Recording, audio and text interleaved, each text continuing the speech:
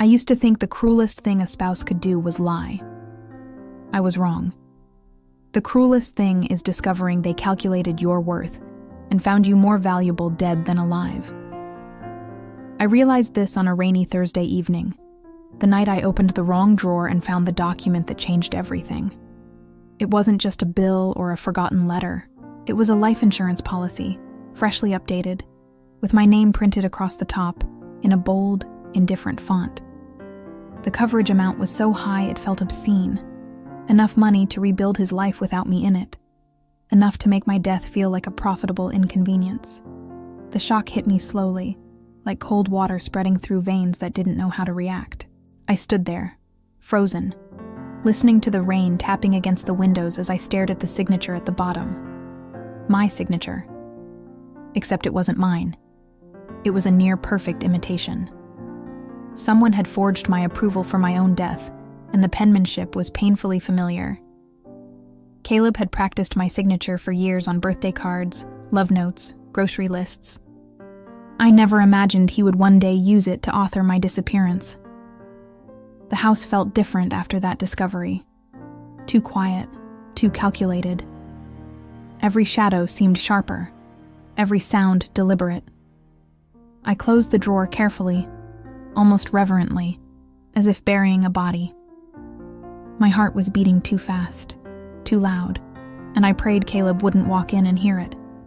I didn't know what frightened me more, the document itself or the realization that the man I loved had forged it without hesitation. When I walked back into the living room, Caleb was casually scrolling through his phone, his expression relaxed, his posture loose, his smile immediate when he saw me, as if he wasn't carrying the weight of a murder plot in his pocket. His perfect calm was what terrified me most. It meant he didn't fear being caught. It meant he was confident. It meant he had already rehearsed what would happen to me. He asked what I wanted for dinner. I said I wasn't hungry. He laughed lightly, teasing me about dieting again. I forced a smile, but inside, something had already died. Not love, something more important. The instinct to trust him. The instinct to feel safe next to him. The instinct to believe he was who he pretended to be. I watched him as he talked about work, about traffic, about meaningless things that used to fill our evenings with comfort. But that night, every word felt like a veil, every gesture an act. His hands moved with their usual confidence, but now I saw them differently. These were hands that could sign forged documents. These were hands that could cut a brake line. These were hands that could hold me close while imagining how to end me. When he stepped into the shower later, humming softly over the water, I felt a surge of dizziness, not from fear, but from the weight of a question I didn't want to answer. How long had he planned this? Had he smiled at me while deciding which method would look accidental? Had he held me at night while running numbers in his head? Had he kissed me goodbye in the mornings, knowing he was building a world where I wouldn't exist? I sat alone on the edge of our bed, staring at the wall, my mind spiraling through every moment of our marriage. The sudden accidents that never made sense. My fall down the stairs last winter, the loose balcony rail he swore he had repaired, the night I nearly fainted after drinking a cup of tea he made. At the time, I thought life was simply messy. Now I realized Caleb had been staging my death long before my signature appeared on any document. The truth settled in my chest like lead. This wasn't random. This wasn't panic. This was strategy. And if Caleb was meticulous enough to forge my signature, he was meticulous enough to make my death look natural. The insurance money would solve every problem he'd buried beneath false charm and confident smiles. The gambling debt, the failed investments, the quiet threat of financial ruin he never admitted. To him, my death wasn't a tragedy. It was a solution. I didn't sleep that night. I lay stiffly under the covers, listening to Caleb breathe beside me, his arm draped over my waist like a claim.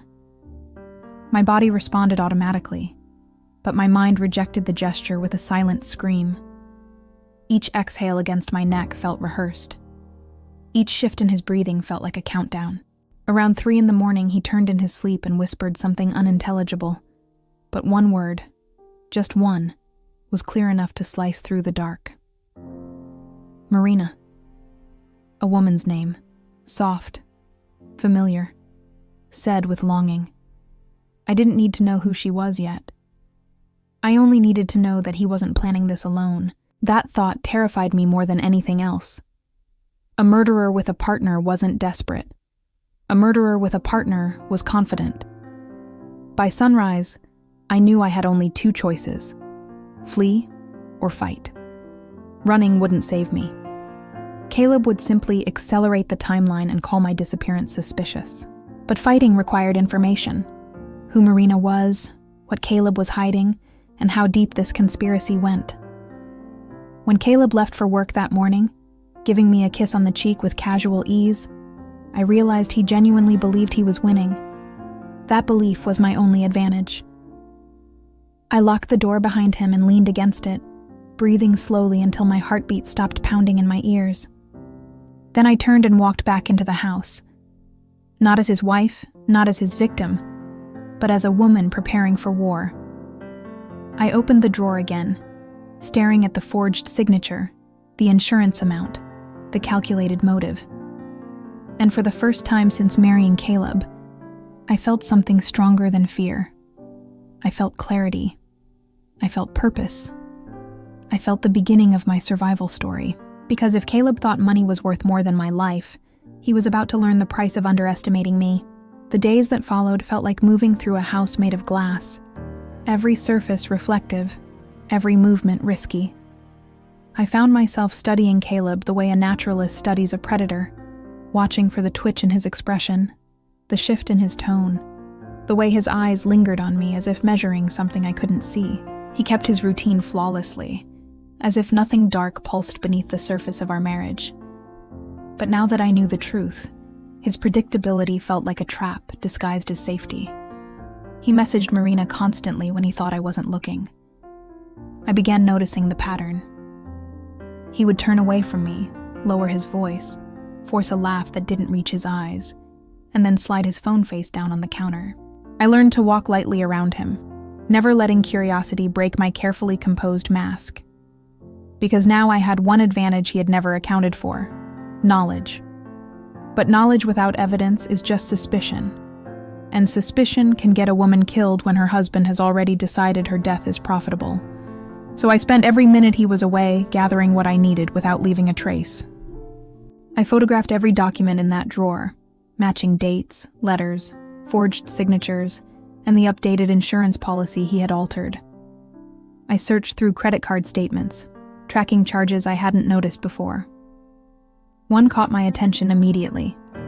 Multiple transactions at a private lounge downtown, the same place he once told me he detested because he hated loud places. Yet he had gone there at least 12 times in the last 2 months. Not for business, not for friends, for her. But I needed more. Something undeniable. Something that would expose not just the plan, but the motive behind it. Caleb's debt wasn't just large, it was catastrophic. A shark circle of gamblers, collectors, and loan companies were closing in, and soon everyone would know he was drowning. Except instead of admitting defeat, he chose to float on my corpse.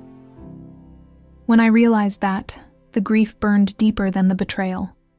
I had married a man who loved money more than my existence.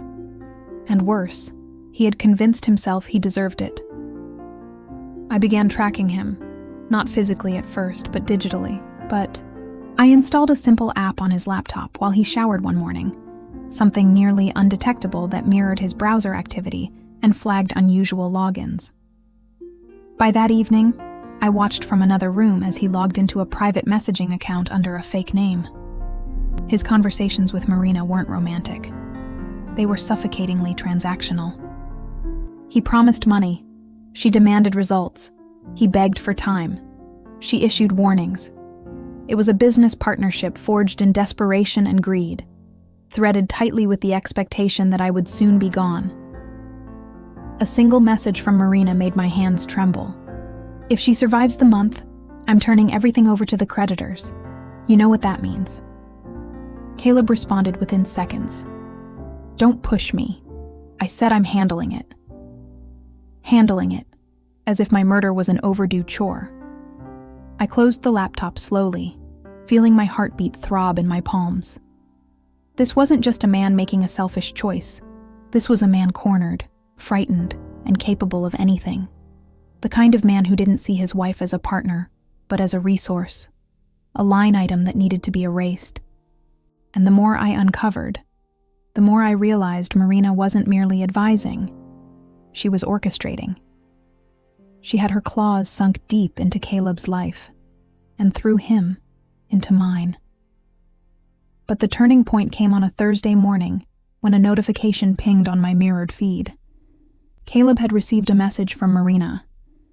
"The cabin is ready. Friday is perfect. Just make sure she drinks it all." Drinks what? Wine? Tea? Something he planned to lace? My stomach twisted so violently I had to sit down. The cabin. The one by the lake we used to visit during our first year of marriage. The place where I once believed we were the happiest. Now it was the location of my scheduled death. A grim stage chosen for convenience and symbolism. I spent the rest of the day studying their plan through the digital breadcrumbs they had left behind. There were receipts for sedatives, purchased under a different name, but delivered to a pickup locker I knew Caleb used. There were instructions Marina sent him. Cold, clinical steps, detailing how quickly a sedative dissolved, how long it stayed in the bloodstream, and how easily it could be written off as natural if paired with alcohol. She even sent him a PDF of staged accident photographs, examples of believable scenarios. The level of detail was nauseating. I wasn't a person to them. I was a puzzle piece they needed to remove cleanly. That evening, Caleb came home early and embraced me from behind while I cooked, the gesture familiar but grotesque now. I stiffened instinctively, but he didn't notice, too wrapped in the performance he'd perfected. He suggested going to the cabin on Friday, just the two of us, like old times. He spoke so gently I nearly believed him for half a second. And then I saw it. The flicker in his eyes, the calculated warmth, the faint undertone of urgency. He needed me there. He needed me cooperative. Then he added, almost casually, "Let's open a special bottle of wine when we get there." Wine. The message. The plan. He watched my face for a reaction, and I gave him none. I nodded lightly, even offering a small smile. "That sounds nice," I said, hiding the tremor building behind the words. He kissed my forehead with an ease that made my skin crawl, then walked away humming softly. He genuinely believed I was walking blindly into his trap. But he didn't know what I knew. He didn't know I had the messages. He didn't know I had the evidence. He didn't know I had the timeline. And he didn't know that while he prepared the wine for Friday, I had already started preparing something far stronger. A recording device, a backup plan, a witness, and a way to ensure that the cabin wouldn't be my grave. It would be his mistake. Because murder for money is simple, but surviving it, that takes strategy. And for the first time since discovering his plan, I wasn't afraid. I was ready. The hours leading up to Friday passed like a slow march toward an execution I refused to attend unprepared. Every moment felt suspended in a quiet tension, like the house itself was holding its breath. Caleb moved with unsettling calm, humming while shaving, smiling at his phone, whistling as he packed the car too early, as if anticipating a celebration instead of plotting a murder. It chilled me how normal he looked, how ordinary evil can appear when dressed in charm. He didn't ask if I was excited for our romantic getaway. He assumed I was. He assumed I believed him. That arrogance would be the very thing that ruined him. By late morning, I had everything I needed hidden inside my tote bag. A miniature recorder disguised as a hair clip, the offline drive containing all of Caleb and Marina's messages, copies of the insurance documents, and a small handheld camera, no bigger than my palm. I didn't feel powerful. I didn't even feel brave. I felt steady, because fear had become a companion rather than an enemy. Once you've seen the monster behind the mask loses its power to intimidate. Caleb called out from downstairs as he loaded the car, asking if I was ready. I answered softly, steadying my voice before descending the staircase. The air around him carried a faint charge, a restless excitement masquerading as affection. He touched my shoulder gently, a gesture that once felt protective, but now felt like a countdown. "It'll be good to get away," he murmured. His eyes lingered on me, searching for weakness, for hesitancy. I offered neither. I simply said, "I agree." The drive to the cabin was long and winding. The sky was overcast, a gray sheet stretching across the horizon, and the trees lining the road swayed in the wind with a kind of whispering anticipation. Caleb kept one hand on the wheel and one hand resting on the console between us. Once, he reached for my hand, and I allowed him, though every instinct screamed to pull away. His thumb brushed the back of my knuckles with a tenderness that felt rehearsed. I kept my breathing slow, pretending the gesture soothed me instead of making my skin crawl. "What are you thinking about?" he asked casually. "Just us," I replied. The truth was that I was thinking about the sedatives he had bought under a fake name. The messages Marina had sent. The circled date and the phrase, "Make sure she drinks it all." I had replayed every warning sign in my mind so many times they felt like a second heartbeat. I looked out the window at the endless stretch of trees, feeling a calm settle over me. If this was the stage he had chosen, then it was where I would turn the story around. When we arrived, the cabin looked exactly as I remembered. Warm wood, stone steps, a porch that once held memories of laughter and wine under moonlight. It was ironic how a place built from love could so easily become a killing ground when inhabited by the wrong person. Caleb unlocked the door with a wide, nostalgic smile, gesturing for me to step in. "Home for the weekend," he said softly. I walked in without hesitation. If he expected fear, I would give him the opposite. Inside, the cabin felt untouched yet staged. A faint floral scent lingered, the same fragrance I had smelled on Marina's things during my first secret visit here. The pillows were fluffed too perfectly. The table was arranged with polished cutlery, and on the counter sat the wine bottle, already opened, breathing, waiting. Caleb's eyes followed mine. "Thought we could start the evening with a glass," he said lightly.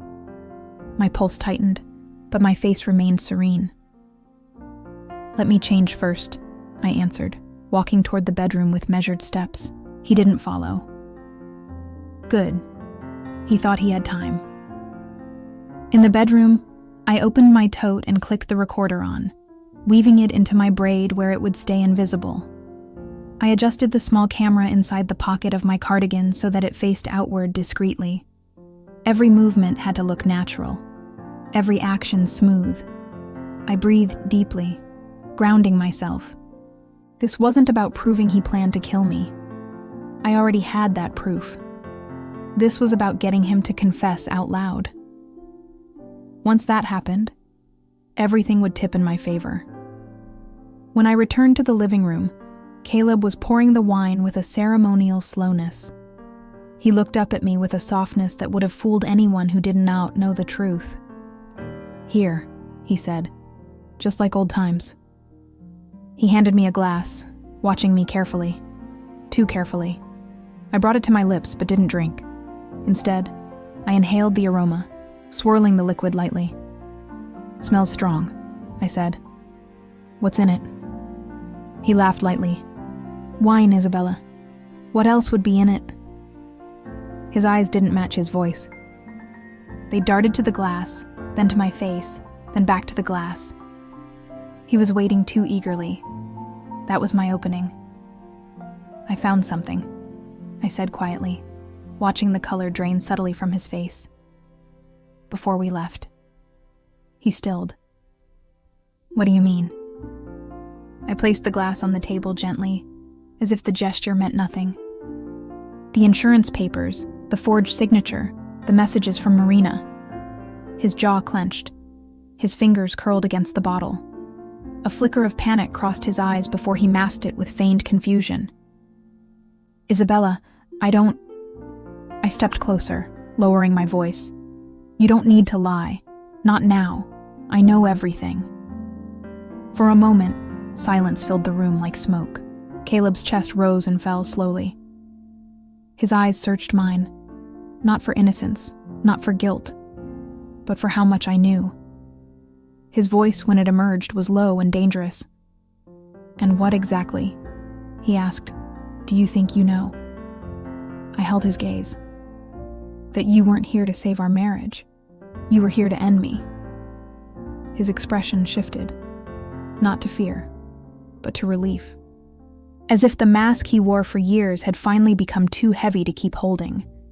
And then, with a slow exhale, he whispered, "So you finally figured it out." The words laced through the air like a blade, and my recorder captured every syllable. His admission didn't come like an explosion. It arrived like a slow, poisonous spill, quiet, inevitable, and fatal. The sound of it still rang in the air, vibrating with a strange finality. For a moment, we stood facing each other, not as husband and wife, but as two opponents who had finally stepped into the same circle of truth. His eyes narrowed, studying me the way a hunter studies a cornered animal, calculating what I would do next, assessing how quickly he would need to act to regain control. I didn't move. I didn't blink. I let him believe I was frozen by fear, even though fear had burned out of me hours ago.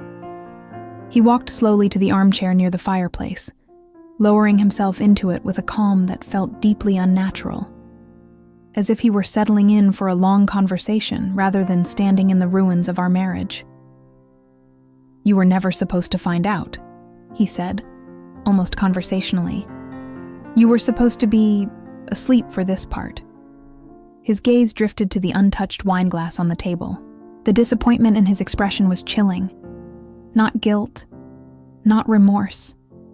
Disappointment. Because his plan hadn't gone smoothly. "It would have been painless," he added softly. "That's what I wanted for you." I didn't look at the glass. I kept my focus on him because I knew that was what he wanted. My attention, my fear, my unraveling. He needed those things to feel in control. So instead of shrinking, I stepped closer. "You were willing to kill me," I said, not as a question, but as a statement. I watched the small twitch in his jaw, the tightening in his posture. He was deciding how honest to be now that the walls of his deception had cracked open. "What choice did I have?" he answered finally. His voice held frustration, anger, desperation. Emotions that once would have made me want to comfort him. Now, they made me sick. "You don't understand what I've been dealing with. You don't know the kind of pressure I've been under. The debt, the threats, the risks. Everything was falling apart. And so the solution was to murder me?" He leaned forward, resting his elbows on his knees. "It wasn't murder," he snapped. "It was survival. Everything I built was at stake. My job, my future, my reputation. They were going to destroy me, Isabella. Ruin me." He shook his head slowly, as if trying to justify the logic to himself as much as to me. "But with the insurance money, everything could go back to the way it should have been. I could start over." Start over. He meant start over without me. "Marina pushed you," I said quietly. "She manipulated you." He scoffed. "You're giving her too much credit. She didn't make me do anything. She only helped me see what needed to be done." Then his voice dropped lower, darkening. "You were always too trusting, too soft. You think everyone around you is driven by emotion. But the world doesn't work that way. Life is about leverage, about power, and you never had any." He meant it. He believed every word of it. That was the moment I realized Caleb hadn't just drifted into darkness. He had lived there his whole life, hidden behind charm and warmth, and I had mistaken his darkness for wounds that needed healing. He stood then, taking a slow step toward me, hands relaxed at his sides, but his shoulders tensed. "Look, Isabella, we can still end this cleanly." His tone softened into a chilling imitation of tenderness.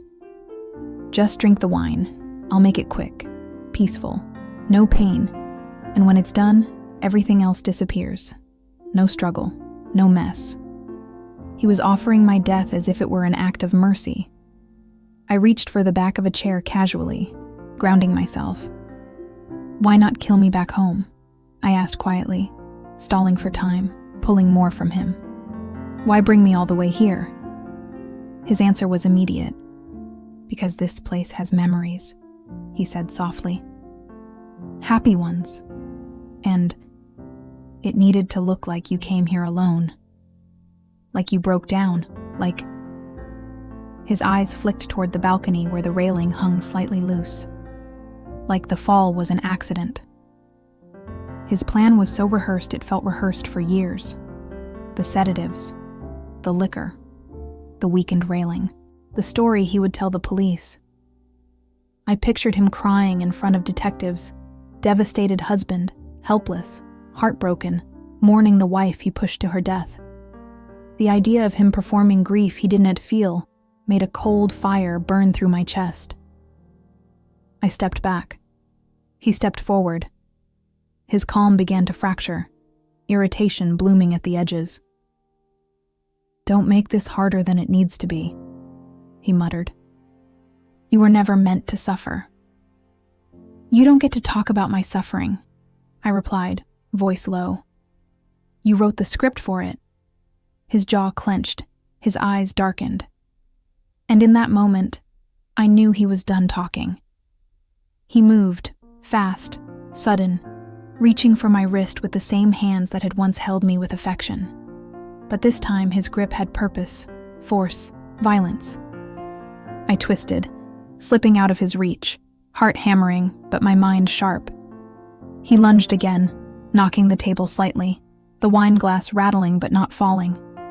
His breath grew heavier, the mask gone completely now. "You're making this ugly," he growled. "This was always ugly," I answered. He grabbed my arm again, harder this time, dragging me toward the balcony, toward the spot where he had loosened the railing. My feet stumbled across the wooden floor as I fought to regain control, every nerve in my body screaming. He wasn't pretending anymore. He wasn't charming. He wasn't conflicted. He was exactly who he had chosen to be. A man willing to kill his wife for money. Just as he reached the balcony door, just as he pulled me into the cold air, I twisted violently, slamming my shoulder into his chest. It threw him off balance. Not enough to stop him, but enough to make him release my arm. I stepped back, breathing hard, staring at the man who once vowed to protect me from the world. His face twisted into something unrecognizable. Hatred, frustration, fear that his perfect plan was slipping. "You're not leaving this cabin alive," he spat. What he didn't know, what he never even imagined, was that someone else was listening to every word. The recorder in my hair had captured everything, and the moment he dragged me toward that railing, it transmitted straight to the phone I hid inside the bedroom wall vent, connected to a timed call. One that dialed Detective Rowan Voss automatically the moment Caleb raised his voice. He thought he brought me here to kill me, but he had walked willingly into his own confession, and the world outside the cabin now knew it. Now all that was left was the ending. The air outside the cabin felt unnaturally still, as if the forest itself sensed what was coming. Caleb didn't rush toward me again. He paused on the balcony, chest rising and falling with the ragged breath of a man whose perfect crime had begun to unravel in front of him. He kept glancing at the railing he had loosened, as if measuring distance, weight, and how much force he would need to recreate the fall he'd engineered. His eyes flicked back to me, colder now, stripped of every disguise he had ever worn. "Come here," he ordered quietly. The command threaded through his clenched teeth. He didn't shout. He didn't need to. A man who believes he's already won doesn't raise his voice. He sharpens it. I didn't move. I simply let him see the steadiness in my stance, the way my hands hung relaxed at my sides, the absence of fear in my eyes. That made him angrier than any resistance could have. Control was his oxygen. Watching me breathe freely without it suffocated him. "You're done," I said softly. "Everything you've said here, everything you've done, it's already been recorded." His eyebrows lifted slightly, confusion at first, then dawning comprehension. His gaze snapped to my hair, to my cardigan, to the room behind me. He stepped forward sharply, but I didn't back away. "I sent it all, Caleb," I continued, voice steady. "All the messages, the insurance papers, Marina's instructions, your confession. Detective Voss has everything." His mouth opened slightly, the beginnings of a shake in his hands betraying the calm mask he tried desperately to hold on to. "You're lying," he whispered. "You're bluffing." I almost pitied how badly he needed that to be true. Humans become children when faced with the collapse of their illusions. I reached into my pocket and pulled out the small backup device, the offline drive glowing faintly. "I'm not bluffing. It's done." He lunged. It happened faster than breath, faster than thought. One moment he was across the balcony. The next he was on me, fingers digging into my arms with the desperation of a drowning man. He wasn't controlled now. He wasn't calculating. He was panicked, feral, clawing at the last thread of a plan he had spent months crafting. He shoved me backward, toward the railing, the wood groaning beneath my shoulder as it strained. "Give it to me," he hissed. His breath hit my face, hot and sour with rage. "You ruined everything. You ruined everything I built." I twisted, pushing off him, gripping the balcony post for balance. "Everything you built was a lie," I said, breath shaking but voice firm. "You didn't lose control. You never had it." He roared. Not a sound I'd ever heard from him, not even in arguments. It was the roar of a man cornered by his own sins. He charged again, reaching not for me this time, but for the device in my hand. His fingers brushed it, knocking it loose. It clattered to the wooden boards and slid dangerously close to the edge. We both dove for it. The boards beneath us creaked violently. The railing trembled. My hand closed around the device at the same moment his hand closed around my wrist. He yanked me toward him, trying to pull me off balance, trying to use force where charm used to suffice. His strength was fueled by panic, but panic makes people sloppy. The boards under his feet groaned sharply, the sound of screws giving way, of wood weakened from months of decay and deliberate sabotage. He had loosened the railing for me, but he had weakened the boards for the illusion of an accident. He hadn't planned for his own weight to push them past breaking.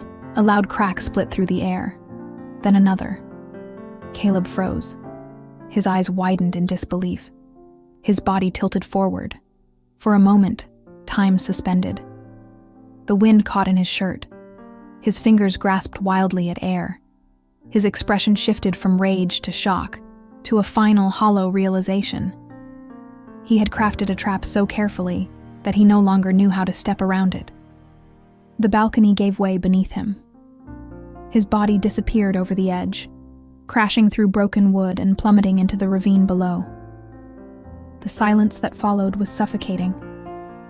Not because of fear, not because of relief, but because in that moment, I finally understood the real tragedy. The man I once loved had died long before his body ever hit the ground. Greed had hollowed him out until nothing remained but desperation wearing a familiar face. My legs trembled as I stepped back from the jagged break in the balcony.